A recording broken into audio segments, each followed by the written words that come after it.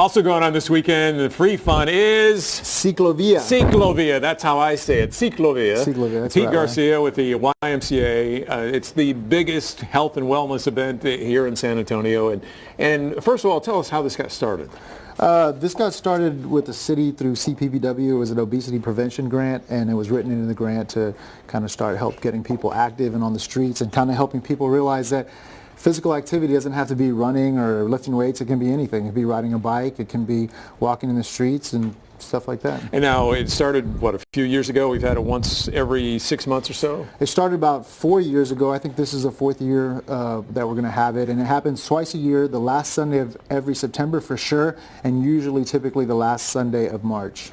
And now what do you do literally? You shut down, well, this one was like on Alamo Plaza. You've had one on the south side. Right. This is on Broadway. So we like to say open up. We open up the streets to bicycles and runners and anybody out there that wants to get active. I mean, it's really a recreational thing that we have in the streets, so it's a great time.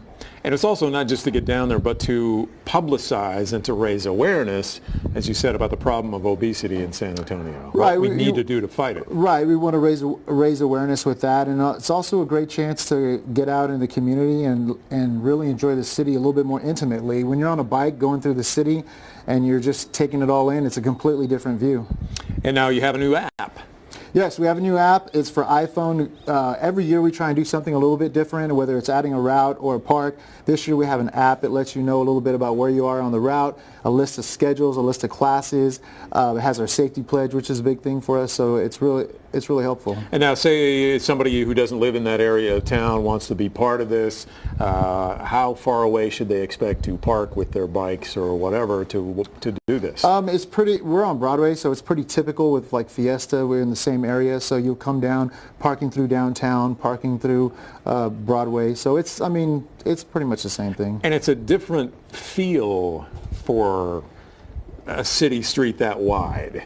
It's a whole different atmosphere when you're out there and you know no car is going to come through, and you don't allow cars to go through even like parades do now and then, or do you? We have permeable intersections, so there are some intersections. There are some intersections where we do allow cars, and at those intersections we have police officers stopping traffic, whether it be the car traffic or the bicycle traffic. But it's pretty safe. So we do have some areas where the cars will cross. And how many people do you expect? We get anywhere between 65 and 70,000 on this route, so we get a lot of people. Wow. 10 to 3, all along Broadway. There's a lot to see, by the way, if you haven't been down in that area, San Antonio, even since the first one we had, I think, which was in that same area. Right, a lot has changed in that Broadway area, not too far from the Pearl. It's growing fast. Oh, it's amazing. All right, well, thank you very much. Pete Garcia say it again? Siclovia. Siclovia. We'll see you Sunday. Thanks. Delane? All right, well, every single week the trouble